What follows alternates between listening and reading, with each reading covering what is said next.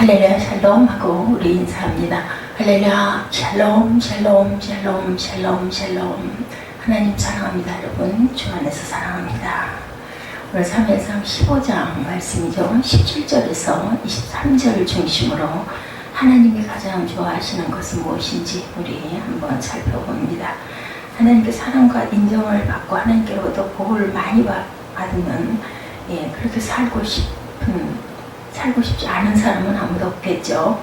그렇다면 하나님 가장 좋아하시는 것이 무엇인지 아는 게 중요할 것 같습니다.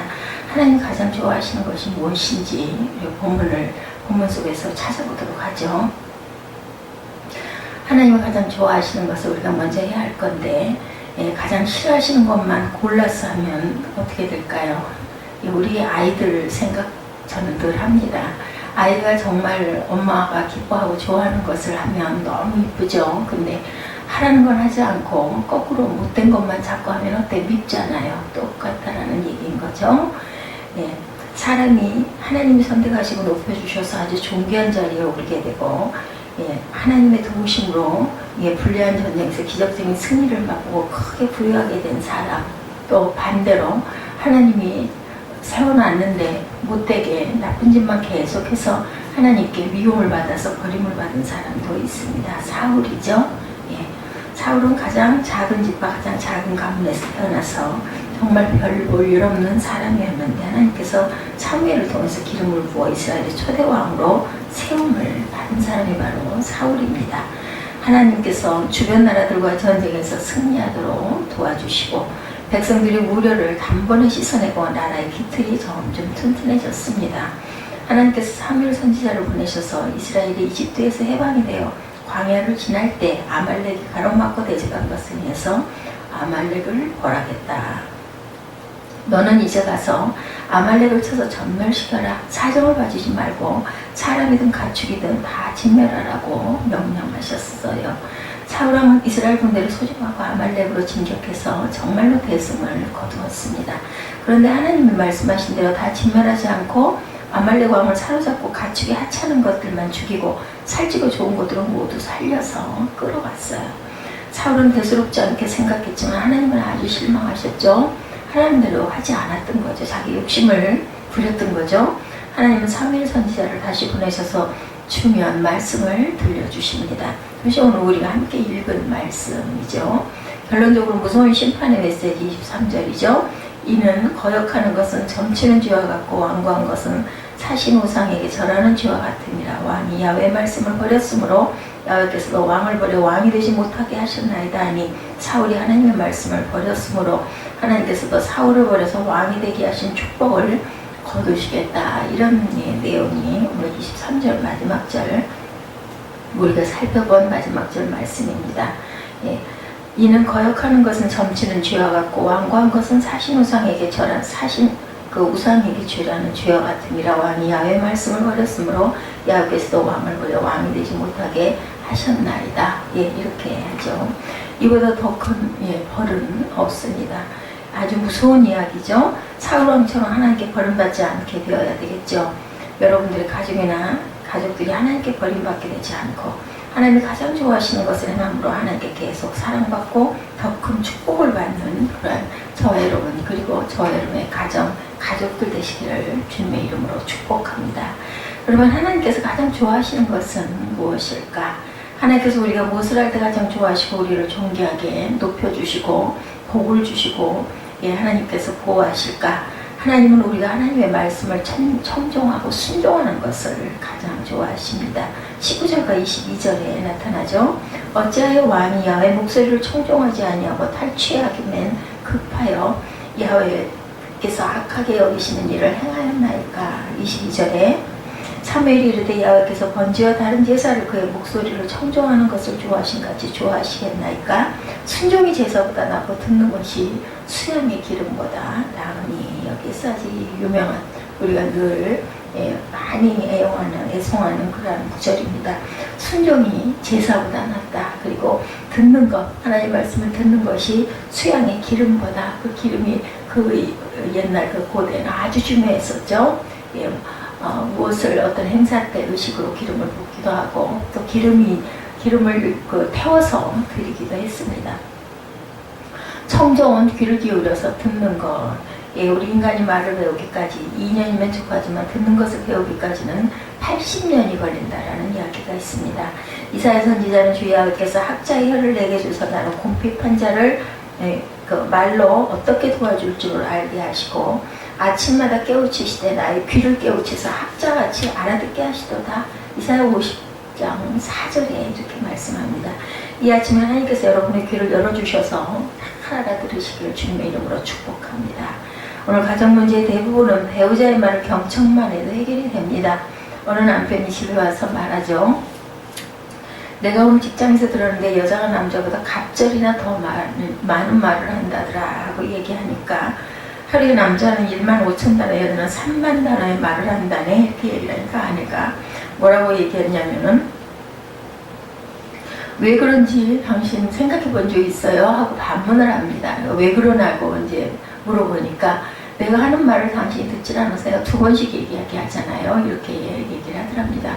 결국은 원인은 누구에게 있다? 남편에게 있다. 한 번 얘기할 때 귀담아서 잘 들어주지 않고 안 들으니까 또 얘기할 수밖에 없다. 뭐 2번 얘기하면 아주 굉장히 양호한 거죠. 몇 번씩 얘기를 해도 못 알아듣기도 합니다.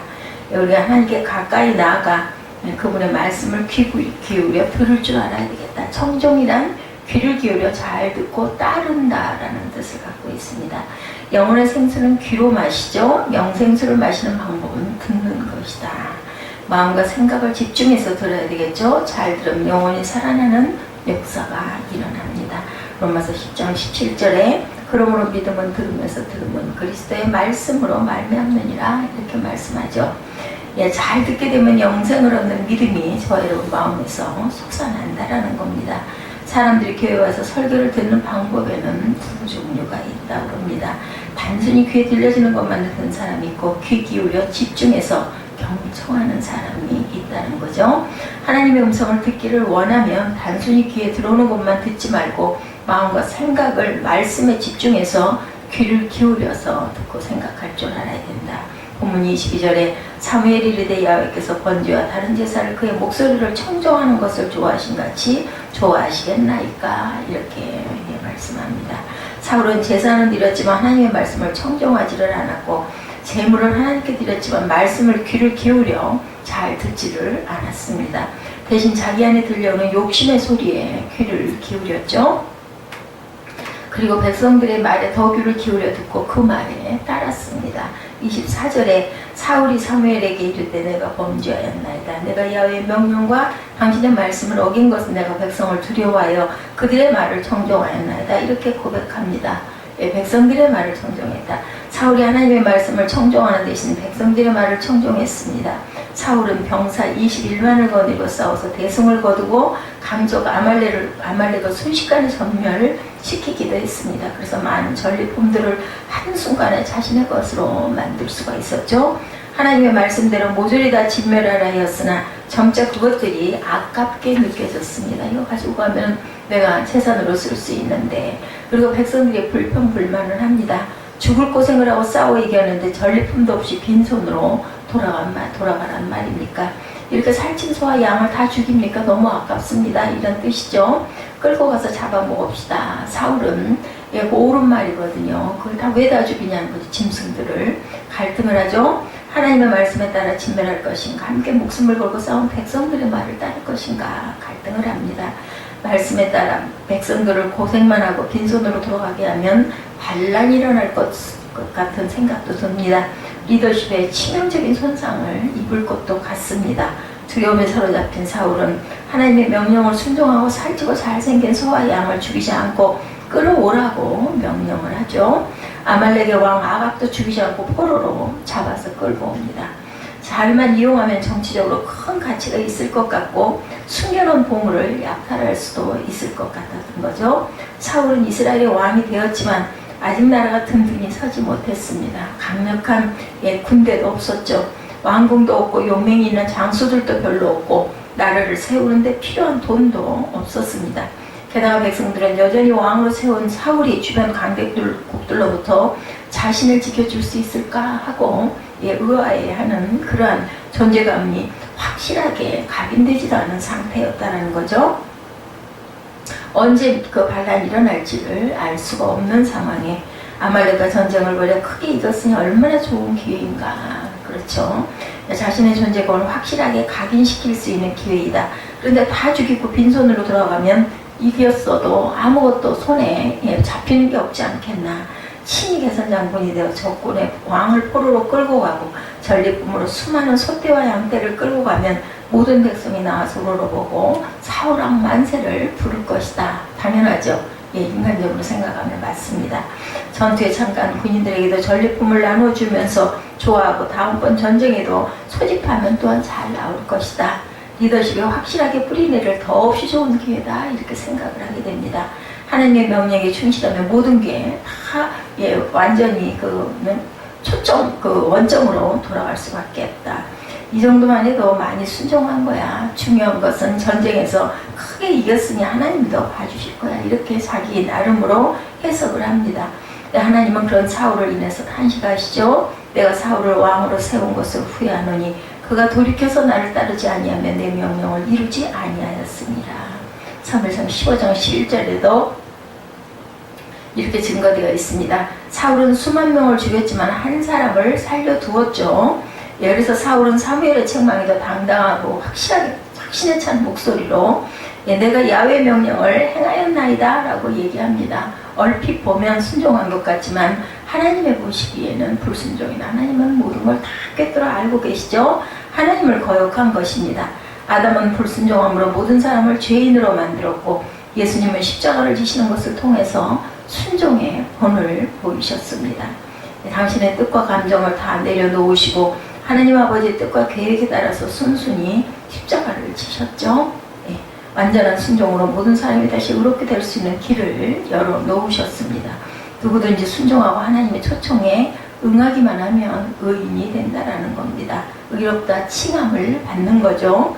자기 행위가 불의하고 죄로 얼룩져 있어도 순종하고 믿기만 하면 한순간에 의인이라고 인정을 받는다. 누가복음 14장에 큰 잔치의 비유가 나오죠. 주인이 큰 잔치를 준비하고 종들을 보내서 사람들을 초청합니다. 그런데 사람들은 모두 하나같이 합당한 이유를 대며 오지 않고 사양하죠. 나는 밭을 샀는데 가서 보아야 하기 때문에 갈 수가 없고, 나는 소를 5쌍 샀는데 가서 시험해보고 가는 길이요, 나는 장가들 아내와 함께 있어야 하니 가지 못하겠소. 그래서 주인이 그들은 아무도 내 잔치를 맛보지 못할 것이다 라고 단언합니다. 주인은 하나님을 뜻하죠. 종들은 전도자들입니다. 초대받은 사람들은 모두 구원받지 못한 백성들이죠. 이 비유에서 이들은 합당한 이유를 말합니다. 누구도 나는 도박장에 가기 때문에 못 가겠어, 나는 술집에 가야 하니 못 가겠어 하지는 않습니다. 열심히 경제활동을 부지런히 하고 가정에 충실한 사람들인데 무엇이 잘못된 것인가? 주인의 초청을 거절한 것, 불순종이 문제였다. 오늘 현대인의 문제를 성경은 정확하게 꼬집고 있습니다. 나름대로 성실하고 착하고 가정적인 사람들이 많은데 그럼에도 그들이 심판받고 지옥에 가야 할 이유는 하나님의 초청을 거절하고 불순종한 때문이다. 우주의 주인이신 하나님은 우리를 향해 명령하십니다. 우리에게 사정하지 않으시죠? 우리는 절대적으로 하나님께 순종할 의무가 있습니다. 그분이 우주의 주인이고 우리는 그분이 창조하신 피조물이기 때문이고, 순종하면 축복을 받고 은총을 받고 천국을 기업으로 받습니다. 그러나 불순종하면 하나님과의 관계는 깨지고 준엄한 심판만이 기다릴 뿐이다. 다시 본문으로 돌아갑니다. 불순종한 사울에게 어떤 결과가 임하나? 하나님께 버림을 받죠. 겸손하고 온유하던 사람이 변해서 제사장 85명을 죽이는 무서운 사람으로 변합니다. 그때부터 악신에 사로잡혀서 늘 괴롭힘을 당하고 번뇌하는 삶을 살게 되죠. 질투와 시기와 분노의 종이 되어서 자신과 가정을 철저하게 파괴하는 불행한 사람으로 변했습니다. 이스라엘의 초대왕으로 세움을 받았으나 하나님께 버림받아 다른 사람에게 왕위가 넘어갑니다. 이런 일은 오늘도 우리 주변에서 흔히 볼 수가 있죠. 왜 사람들이 처음에는 순수한 신앙으로 하나님을 사랑하고 겸손했는데 직분을 받고 나면 변할까? 처음에는 하나님을 경외하는 진실한 믿음으로 충만했던 사람이 이상하게 변해서 교회를 해치고 복음의 장애물이 되고 추한 모습으로 인생을 마감하게 되는 이유는 무엇일까? 언제부터인가 하나님의 말씀 대신 사람들의 말을 귀를 기울이게 되고 자신 안에서 들려오는 욕심의 소리에 귀를 기울이죠. 그러면 내리막 인생이 됩니다. 추락하게 됩니다. 그리고 망하게 됩니다. 사울처럼 되지 않으려면 하나님의 말씀에 귀를 기울여서 청종하고 하나님의 말씀에만 절대 순종해야겠습니다. 예, 성경을 읽으면 사울이 형편없는 사람이라고 생각을 하게 되죠. 우리가 어쩌면 하나님의 은혜를 이처럼 쉽게 잊고 제멋대로 불순종한단 말인가 이런 마음이 듭니다. 그런데 또 한편으로 우리가 생각을 해보면 우리 안에는 이런 것들이 없는가. 성경 전체가 순종을 중요하게 다루고 있습니다. 하나님이 가장 좋아하시는 것은 우리의 청종과 순종인데 마귀 사단은 교묘하게 우리로 하여금 하나님의 말씀을 청종하지 못하고 순종하지 못하도록 방해합니다. 욕심의 소리가 크게 들리게 하죠. 예, 가족의 말, 성도들의 말이 더 크게 들리게 합니다. 그럼에도 하나님께 버림받지 않으려면 하나님의 말씀에 청종하고 그리고 하나님께 순종해야 한다. 모두 하나님께 능동적으로 순종하는 사람들이 돼서 하나님을 기쁘시게 해야 되겠죠.